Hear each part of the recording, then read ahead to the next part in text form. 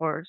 Today, I'm very happy to welcome Hadija Mwanje from High Sound for Children Uganda. HSC is doing meaningful work to protect children from harmful and inappropriate media exposure, promote safe online and offline environments, and amplify children's voices. Today's conversation, we will explore child protection, media influence, cyberbullying, online abuse. Media Yeah, is such an important part of children's rights and child development today. it isn't a lecture of dressing when you're people taking videos anyhow, doing things that could actually land them in trouble. But how do they do all this? Jumped out of a taxi like this heading up to reach school, and another taxi that had my mother. A lot of this, and I made a lot of mistakes. They were there. Because, I mean, children are proactive. The children cannot access the gadgets because they didn't buy any. But I usually give people an What data privacy means, what digital footprints really mean. So that awareness can stop a lot of things, creating privacy culture from family itself and letting them know that unnecessary sharing can create a lot of problems. For example. example, it's not always about money or not always about, non-consensual image sharing. It can be much broader. Somebody can use your identity to do something in the underworld. Somebody can use it for immigration purposes. Somebody can take bank loan and whatnot. And your information should always remain to you. And it is not acceptable even by tech giant companies to use your information without letting you know. So there are a lot of policies and reforms that are coming into picture in the global scale. So it's not a problem in Uganda. It's just that we are speaking about it, and I'm happy that we are speaking about it. These people are still struggling, and a lot of laws are coming into picture. Even in Canada, a lot of things are coming into picture. But it's my personal belief that just stopping something doesn't stop the problem, but making children exposed to media in a right way actually helps so that they have this differentiation that this is good for me, this is bad for me. So there are different ways of seeing into things, but I still believe that is a multidisciplinary issue. And a lot of people, responsible people and leaders, all leaders have to come together like mental health experts, technology experts, media, everybody has to come together because it's a very important issue. The world that we are living in today have to have a brighter future by our youth and children. So with that thought in mind, I will again move ahead to the next question.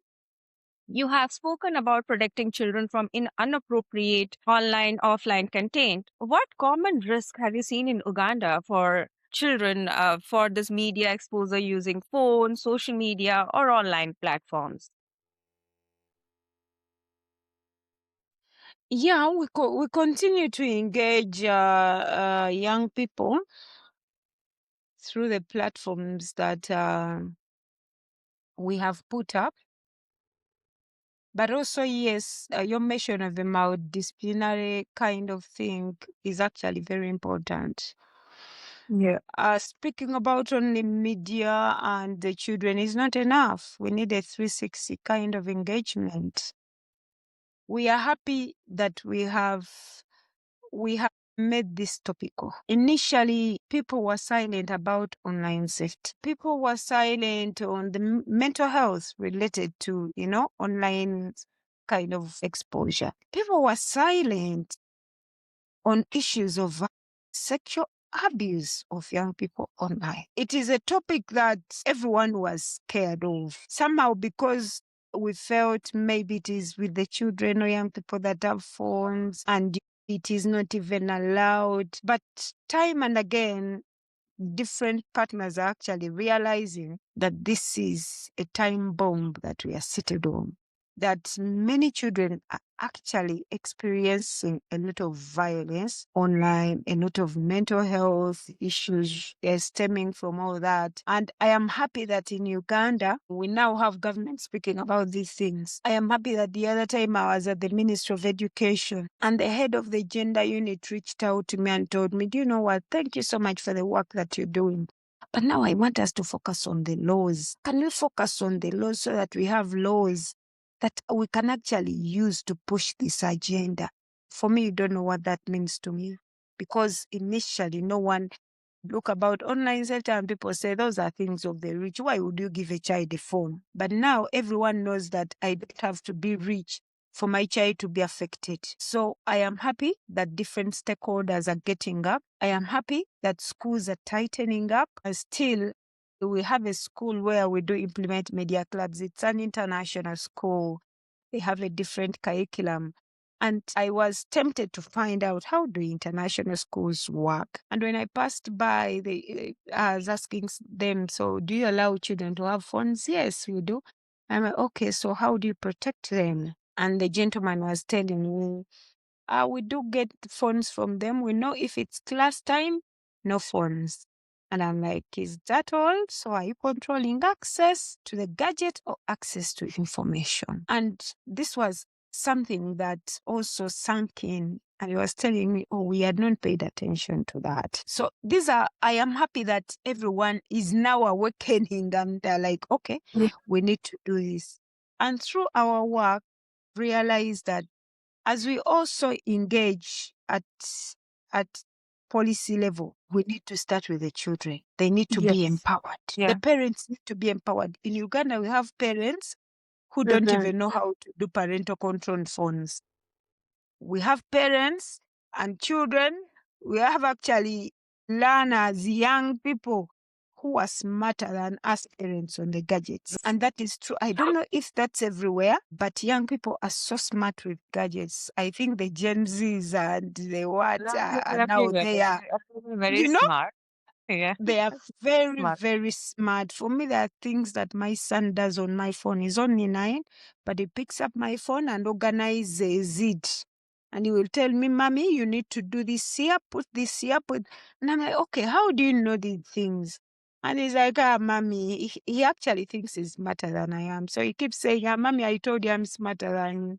I look at them. But this is the generation that we are having. They are born in technology age, so that's where they are so pro technology, very smart. Yeah. So we talk to them, and we are happy that when there is that awareness, our driving theme is creating a clean digital footprint. yes. We are Very, not very asking important the here. children to leave. That time is over also. The time of restriction is over. But how do we carefully navigate the platforms so that we are able to create a clean digital footprint? So that tomorrow I'll be proud to go back to what I posted 5 years ago, and I am proud enough. So I keep asking the learners, okay, today, which class are you? I am in S1. Okay, for 5-6 years from now, you'll be at university. Would you be happy to look at your account? This is when it gets to them and they're like, okay, I don't think. And I'm like, okay. So after 8 years, you will be employed. Would you, if today someone is giving you a job and they want to visit your socials, would you give them your handle freely? And this is when it begins to, that awakening happens and they're like, and I'm like, yes. I usually give young people an example of me. I told you, I became famous at a young age and I did so many mistakes. So sometimes, the way Facebook does remind us, our generation was hot with Facebook. Sometimes it brings photos and I'm like, okay, this was me. I just delete them. And I'm like, oh my God, I can't reshare. But I don't want another young person to go through what I went through. Probably for me, I am lucky that now that is testimony that I continue to use to show young people the right way. So we empower young people. I personally wrote a book, The Smart Media Guide. The Smart Media Guide is something that we broke down into a 6-month program that we implement in schools. And this 6 weeks program, we go to schools.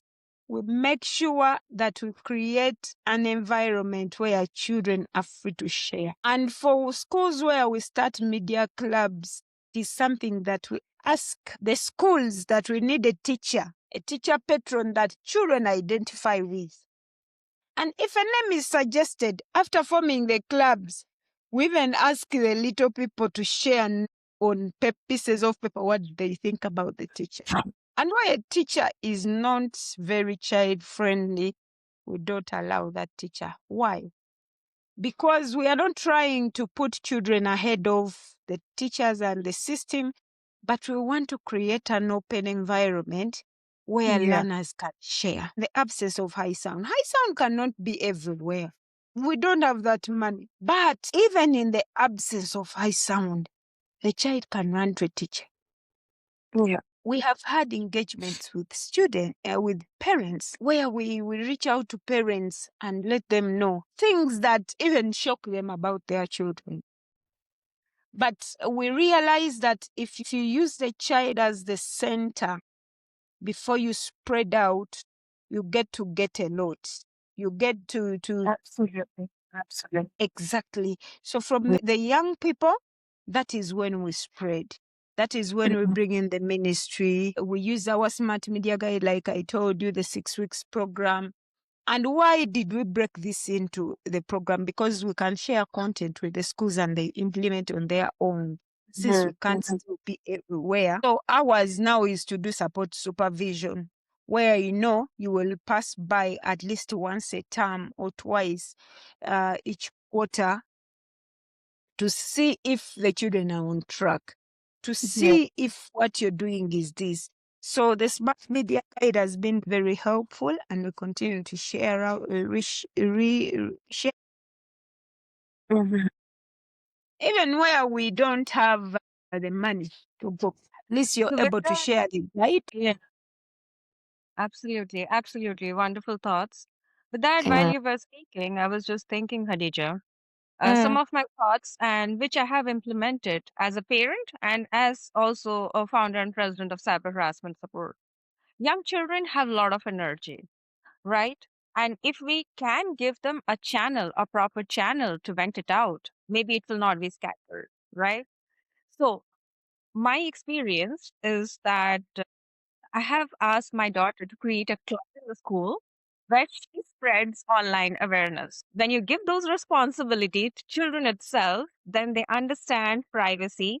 They come and teach you, oh, this is a new privacy setting that I have learned. This is how privacy should be protected. So when you give those kind of small, small responsibilities, Mm.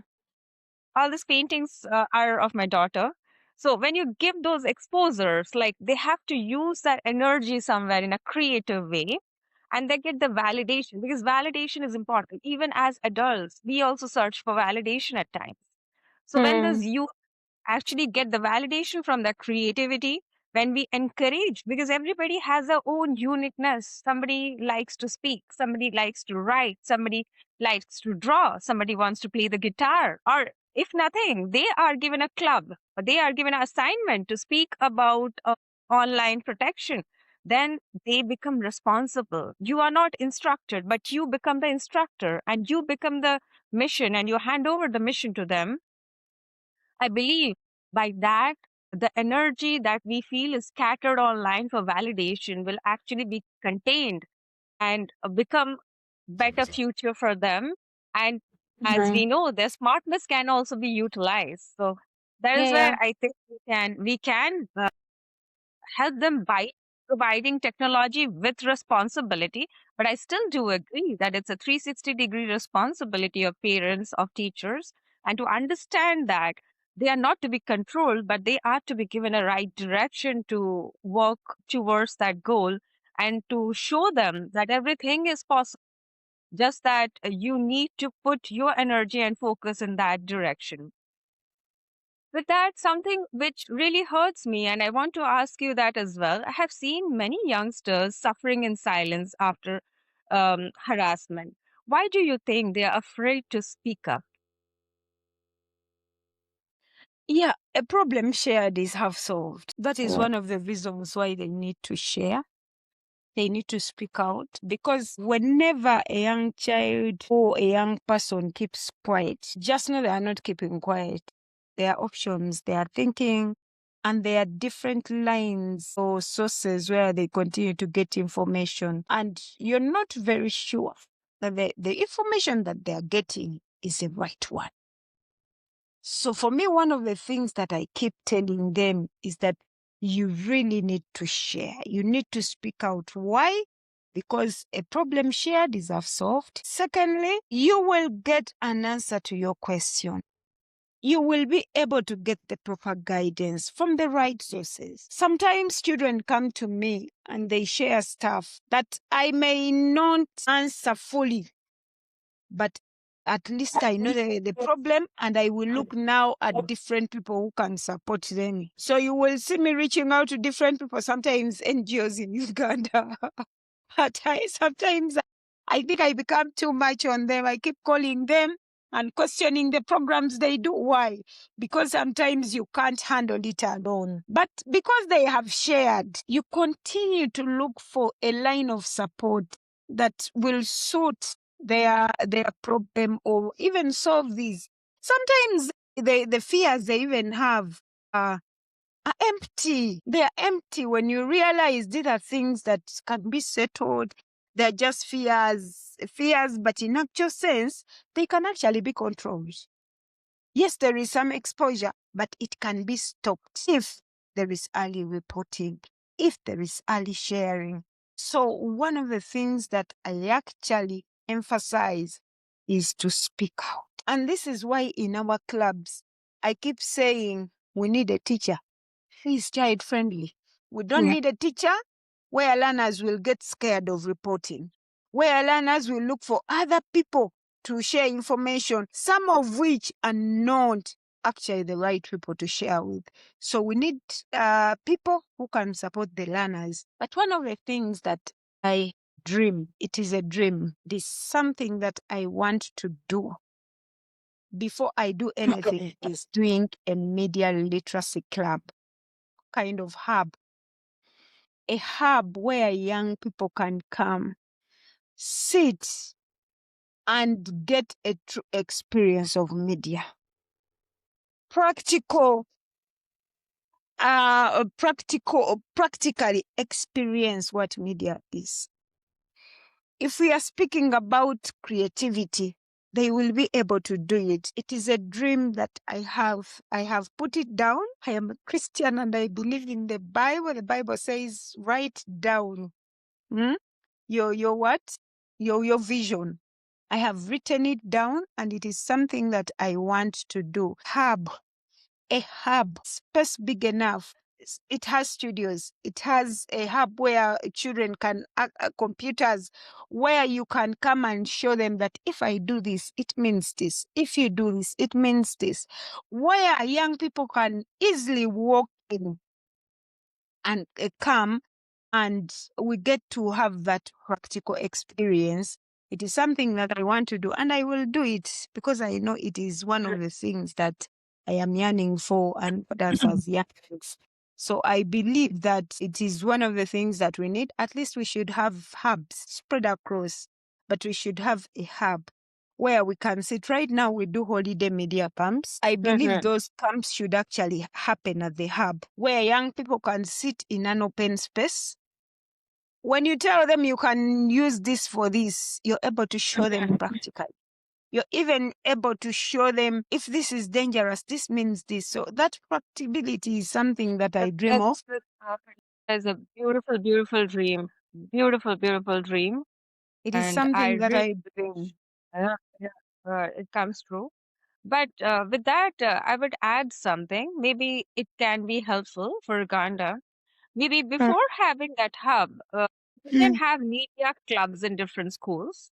Like if you have access to schools, have different clubs, and those clubs report to you. Like every school has a curriculum that every week you meet in this media club. You're open to join this media club, and this is what you can do. And initially, it might be virtual club that is running at 10 different schools.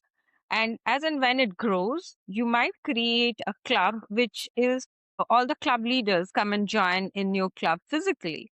And you talk, you discuss, you need to take ideas. It might be small initially. Again, leaders might join virtually, but then it can also grow as a physical club where leaders from different clubs join in. They can also call children who are under them to come and join if they have some interest. And then it grows even globally that, okay, from different parts of the globe, we call people, we call speakers who can come in. It's a beautiful dream. And this is something we need to do. And this is a grassroots level change actually, which will come into picture, because that is where you actually get the responsibility in hand of children. Children are running the club, teachers are guiding them, they are Yes. putting their own problem, they are finding solution for their own problem, and you guide them every week that this is what it is. And if you don't have solutions, you find out where you can get solutions, right? So yes, I love the idea. And this is something which is really powerful idea and can really bring in good changes. So, what do you think? What roles you have been speaking about parents, but to be very specific, what role should the parents play in guiding children in digital lives and without making children feel controlled or afraid?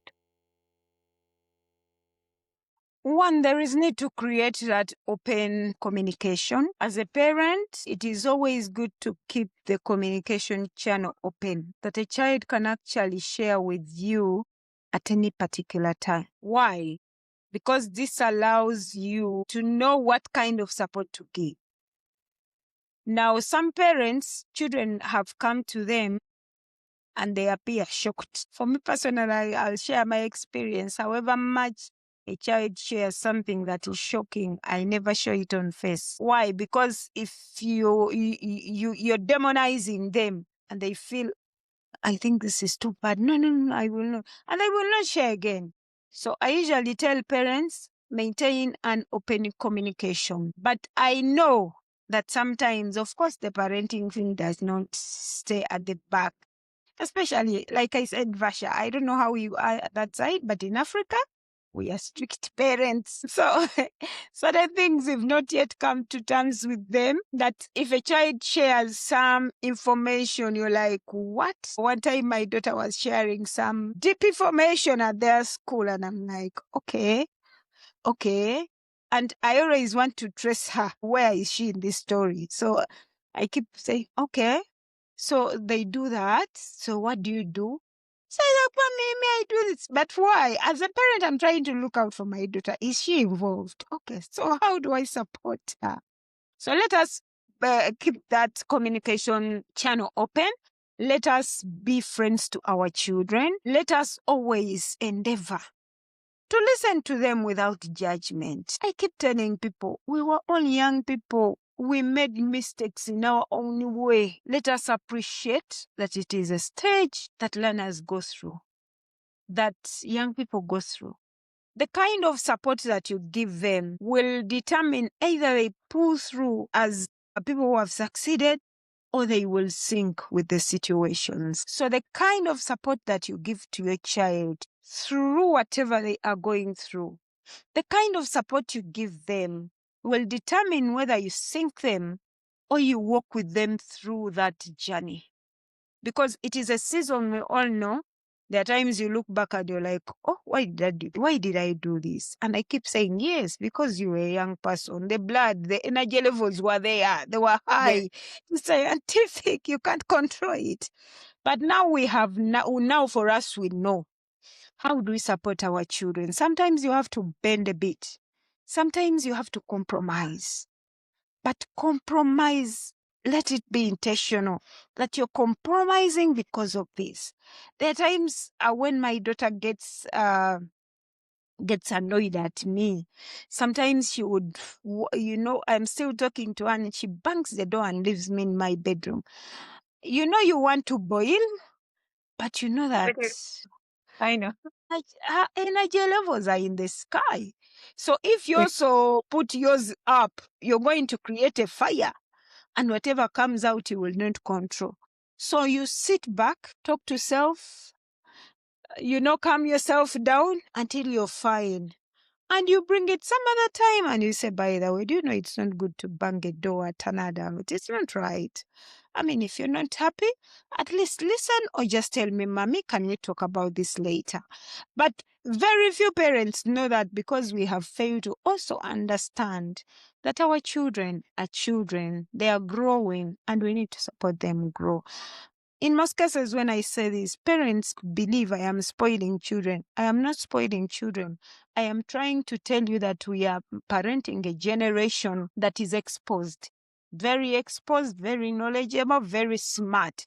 And we have to be equally smart as we parent them. So as parents, let us keep the communication channel open, but also know how to support our children. If we emphasize communication, because through communication, you will be able to know which kind of support your child needs. There was a time my daughter was going through a state that she would not even listen to me. I think it was that time when the energy levels were even beyond.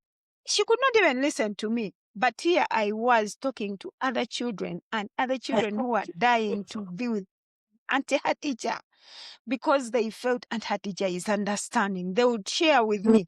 But my daughter could not. And she felt I was too much on her. So at that point in time, I got a parent to parent with.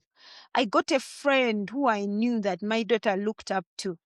And we parented her through that season. Today she keeps us wrong with me.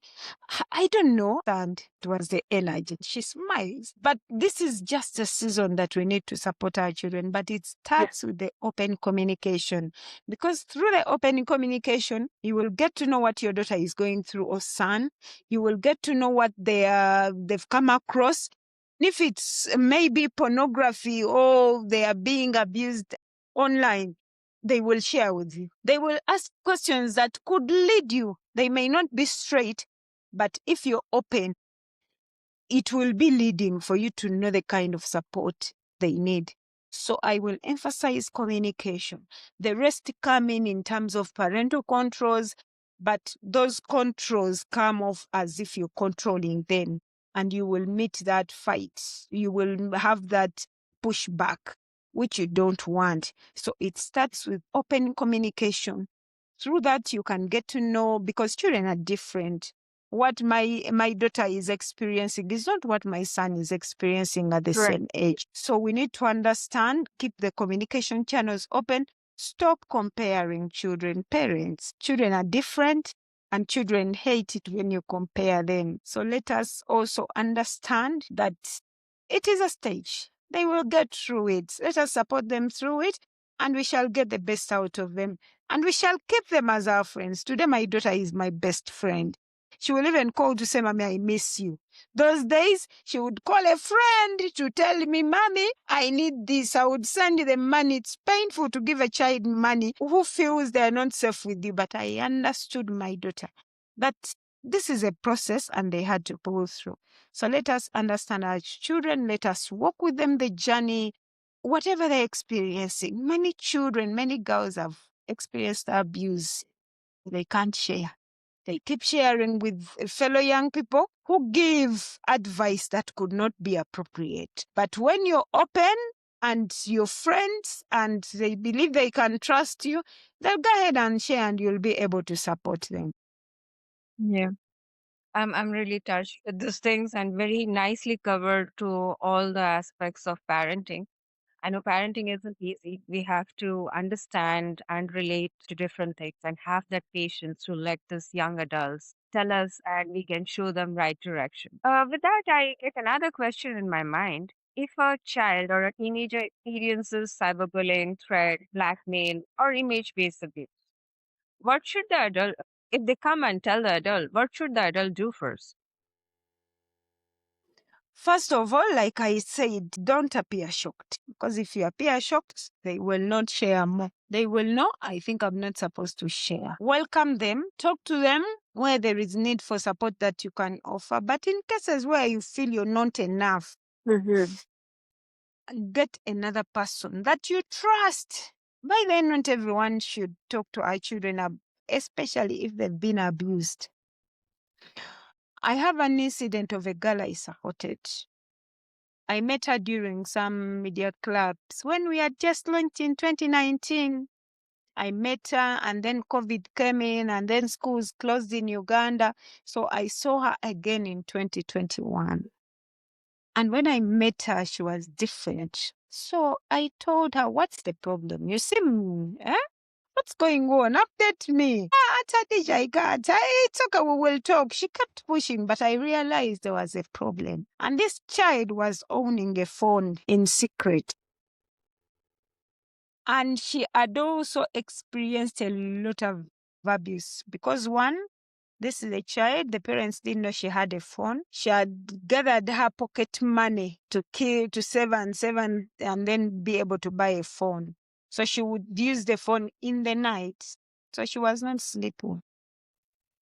Remember, during day, she's woken up to go to school. She would doze all the time in class, and her performance, she declined. But also online, she had come across a boy who abused her. She had actually gone ahead to share her photos. And she was in a fix and being blackmailed. But I got to know all this because I came soft on her, because I continued to reach out. So if a child reports to you or shares with you, do not be surprised. First of all, make them believe that you can support. Make them believe that whatever they are going through actually can be stopped, has an answer. Has an answer is the right word. Some of them actually, people that abuse our children online, take that advantage, the naivety that the children have.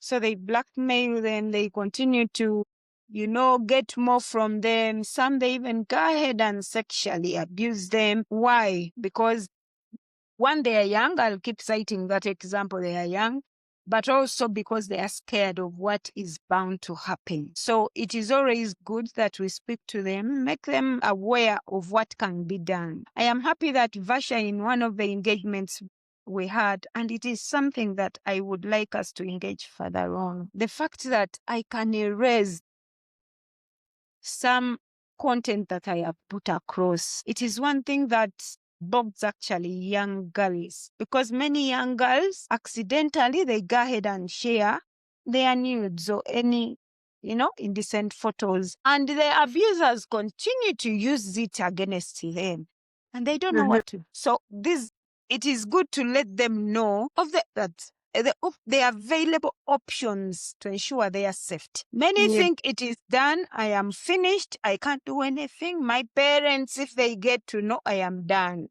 I'm done. So it is good, first of all, to offer that shoulder. It is good for you to keep an open mind without the judgment. But also pointing them to areas of support. And if you can talk to them and equip them on what they can do, even the better, because they will know what to do next time. Or when they are threatened, they will know what to do. So empowerment is good.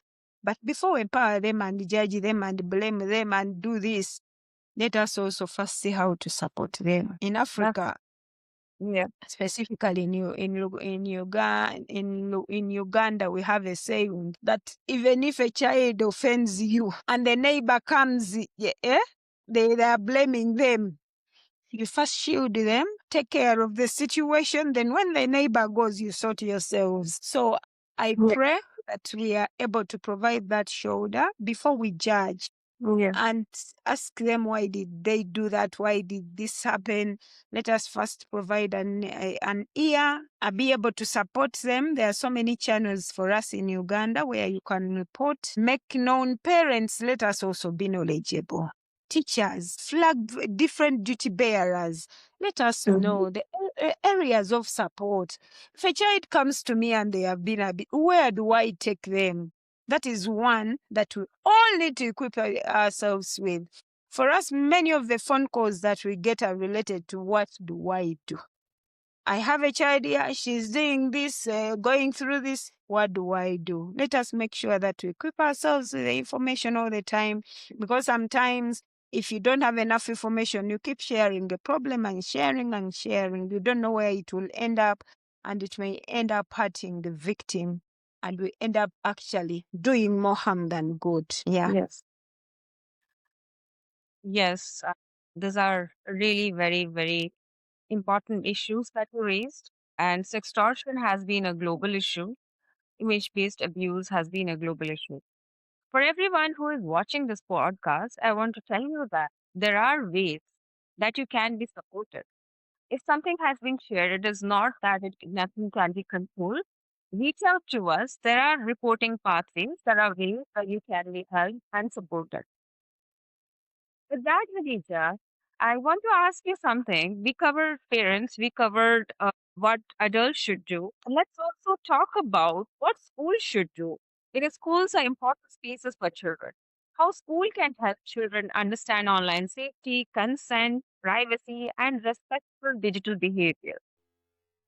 Yeah, what schools can do, there is a lot that schools can do. I am happy that in Uganda, very happy, as actually the other time watching the Minister of Education, they have included media as a topic covered under secondary education. So children are able to do, but it's not very detailed, but at least it's a sneak peek into media summarized and what can be done. Now, I have been engaging the ministry and letting them know, okay, now this is good, but now how do we put it down to that last school, wherever it is, for it to be implemented? Because you know high sound for children can't be everywhere, but the Ministry of Education is everywhere. And it has schools across the country. So if it is a policy that we have a session or an entire topic where learners are able to speak about media, they are able to look at online the do's and don'ts. They are able to do this. At least it's not very detailed, but it is a step in the right direction. So what can schools do? First of all, schools need to accept that online safety is something that is very important and that should be prioritized. In Uganda, one of the areas that has been strengthened is ICT.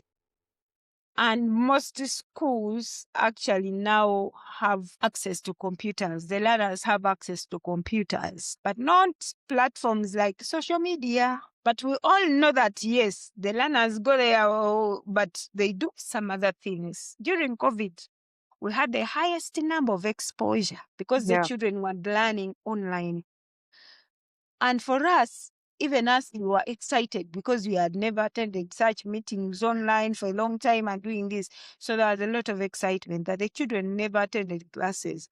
They were just, first of all, missing Vasha is enough. You remember the session we had in the engagement we had at a school the other time? One of the schools where I sat, even when we switched on and they saw you, they were just, the excitement was enough. Everyone was like, ah! She's there, Bazungu. That's how we call white people. We call them Bazungu. And she goes, hey, Bazungu. Hello, I'm brown. Exactly. So that's how we call them here. And that excitement alone can put them off. So we had that problem. Imagine if adults had it, what of the what? The little ones. So we continue to appeal to schools that actually children spend more than 8 hours at school. Our classes begin at 8 and children leave at 4. And they're not leaving. We have borders where children actually spend 80 90% of time at school, meaning the schools have a lot of work to play, a lot of work to do. So what can schools do? And they need to prioritize online safety. They need to open their doors to the high sounds of this world. Some schools are still in denial that they don't need these sessions. The last camp that we had, the one where you spoke to learners, was in the East. It is further, and people didn't know that children actually that side access the internet or are able to access social media platforms. You heard from them. Do they seem like they're ignorant? They're already on the platforms. Absolutely not. So the questions were too deep. So, yeah. Exactly. So there is even, we need to walk out of the denial that internet can only be accessed by those in the towns. So schools across Uganda, for example, here, need to understand that the same way that we are pushing the ICT agenda, because in Uganda there is that ICT agenda, the Ministry of Education and the Ministry of Communication and that of ICT are trying as hard as possible to make sure that children are actually equipped with technology. But we all know that technology is not a one-sided coin. it has the other coin.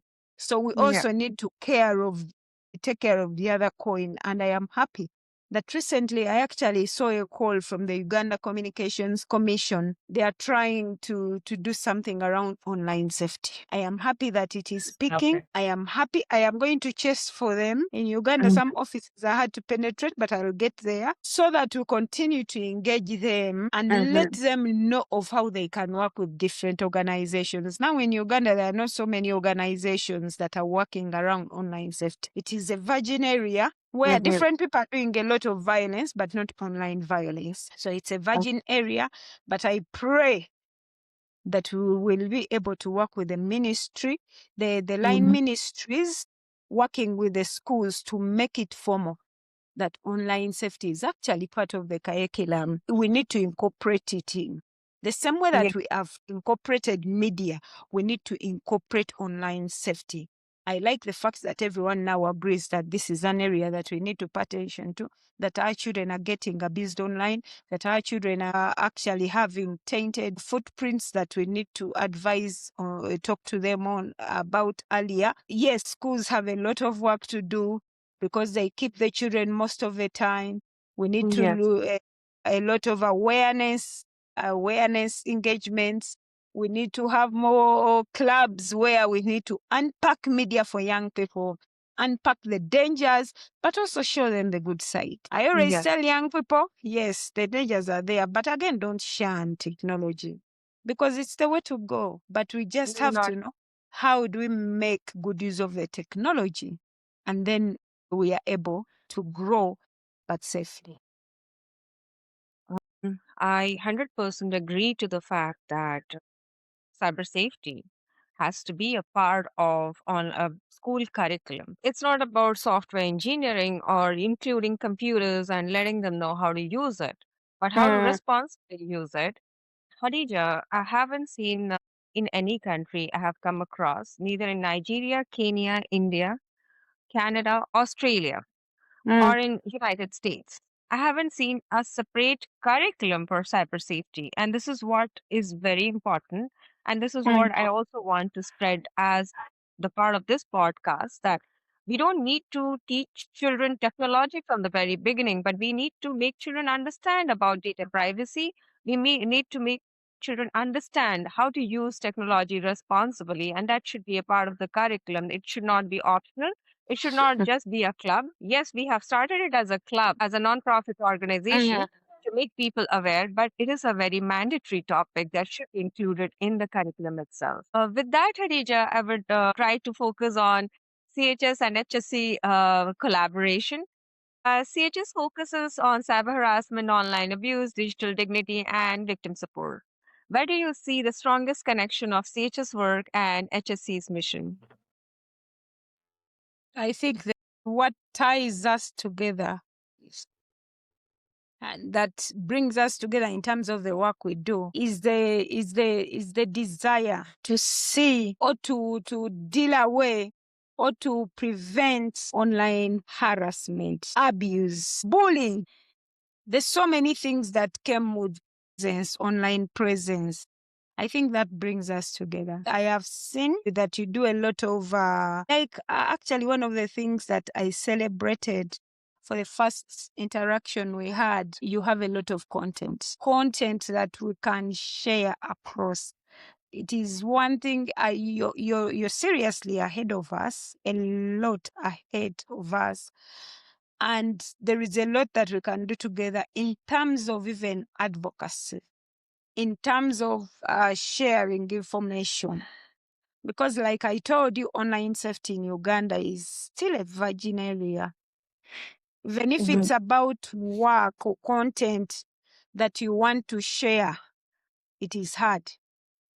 So for me, I saw an opportunity. Actually, in the training that we had, the talk that you had with the learners in the East, a colleague of mine, an ED of another organization, attended, and she told me, wow, these people have good content. So even the messaging, one of the things that I thought about after that training was to do a media campaign where we would print out messages and put them in schools so that we continue to speak even where we are not. And these are areas where we can even work with the ministry. Thank God the ministry has an open door HSC.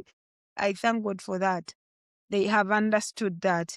And whenever I reach out to them, they are like, this is an area we need to engage. We need to do this. I am happy. But one of the areas where what brings us together is the fact that we need to protect the younger generation. We need to protect them from so many dangers online.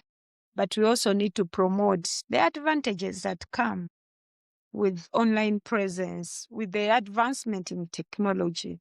Because we can't again demonize it only because they are good things. I know young people who have reached where they are because of the internet, because of the platforms. But I also know some girls, especially girls, who have slid into depression, lost their confidence and all that because of online platforms. Could we work together to ensure that we are able to support? I don't know how much you expect from High Sound, but for me, I expect a lot from CHS in terms of content, in terms of engagement. That is why whenever there is an opportunity, I rush to you. And thank you so much, Vasha, because there is no single day that I've come to you and you have made yourself busy or told me I don't have time. And yet I know you're a busy person. So it is the commitment and the heart. Yeah. So these are areas that we can continue pushing together. We really need content. I am thinking of a media campaign before end of this year. That campaign, we could actually do it together and then get in the Ministry of Education to have the materials spread around the entire country Sure. in the Sure. schools. This is an area where we can work, but also the continuous messaging, the continuous talks, the continuous sharing, Is because very important. we continue to learn from one another. How are you dealing with this? We are struggling with this. We don't know what to do here. That sharing is actually very, very paramount. And it is something that can actually keep us together. Yeah. So everybody has an area of expertise. As you said, you are a media person. You had this political exposure and everything. I'm a Yeah. person who belongs to IT industry, and I have been working there for last 15 years. I have developed Yeah. products. I have seen Mm. IT very closely. I still do work in corporates, and maybe that is where I bring in contents. And what Mm. aligns me with HSC, I'm not always free for everyone, but I'm free for always mission because I feel for children. I don't feel division in countries. I see everybody as human as I am. So I want to. I don't want anybody to be suppressed. I might not be available sometimes for other things, entertainment or other things, but for mission, I'm always available, which has a cause, which has a heart, and that is where I feel nothing can buy that, and everybody has a pain. And if, as humans, we can understand that, because for me, all these divisions, this language, this country is just man made, but we all belong as humans, and I'm always there to support and contains because I have spent quite a lot of time in the industry, IT industry. If I don't have answers, then I know how to get the answers, and that is where I can always bring in change and let people know. For example, I got a beautiful question yesterday in one of the conferences, and I am still working on creating a blog post on that. I'll share that with you. So, yesterday, when I was addressing a conference, there was a question that if my phone is stolen and I have a lot of contents there, how do I safeguard that? I answered that, but I felt that needs to be more to let them Yeah. know. So that's Mm. something that I will be creating a content and maybe a animated video as well. And I'll be sharing that because physical stealing of the phone might expose your data. So how do you protect it, and how do you sit remotely and just wipe out your data from the phone? Okay, and that was one of the things, and we can continue a lot, a lot, a lot. But with the interest of time, Yeah. I will just try to ask you some closing questions. What topics should HSC prioritize together in future sessions? Topics, solutions. I think we need now to get to there has been that awakening. There has been the realization that there is a problem, but the solutions. I actually was hosted on TV, I think 2 months ago. I was hosted on TV for a show when the children were coming back home for holidays. And one of my friends from another organization was watching, and she told me, "You really did a good job, but now we need to answer solutions." So we need solutions. That's why actually I said I like your content. Sometimes I look at your content and it is really good if we broke it down to the learners. I can imagine if I had a Vasha standing somewhere breaking it down for children in the simplest non-technical language that the young people can understand. I think that would actually be very good because we are short on solutions. For me, I will be honest, it was passion now pushing me. Whenever I would go, I would talk. And because at least I had a name, I was in the media, the broadcaster. So people would listen and say, but now you can't talk forever. You must offer options. So now we are at a level of options. What are the solutions? And for me, this is an area that I would be very happy to work with you on. Yeah, we could do some broken down kind of information, maybe videos, maybe graphics, maybe any we can see. And it breaks down. For example, the scenario you gave me, how do we break it to a layperson? Maybe we do a poster that we can pin at a school, and maybe a child tomorrow knows that if I am faced with this, I can do this. For me, that is now my biggest focus. But I would also be very happy if we partnered on having a hub in Uganda, the first of its kind. For me right now, and since you're a technology person, my prayers would be answered. Having a hub, but also the support for the content. We will talk about how we can localize your content to the Ugandan context. For sure. We could use it in our schools where we do media clubs. This time round, yesterday, we signed with another organization that runs over 200 schools. And imagine if we had content that we can pin in those schools. It would be very, very good. I will provide you contents. Or rather, while you were speaking, I was just wondering, why not to pin down 5 problems? And while pinning down 5 problems, I give you 5 solutions, or I sit down with children and tell them, do the settings live. These are the solutions. Slide number 1. Say you have to have password, you have to have a password manager. Download this password manager right away in this way. Put this, do this. These things happen. These are the solutions. We have 5 different problems. You let me know, 1 hour session, and we implement these 5 solutions right away, handy. And anyways, I create posters every day on my social media handles and WhatsApp group. Now, if anybody watching this podcast, they can also join my social media handles. Everything is open in our website.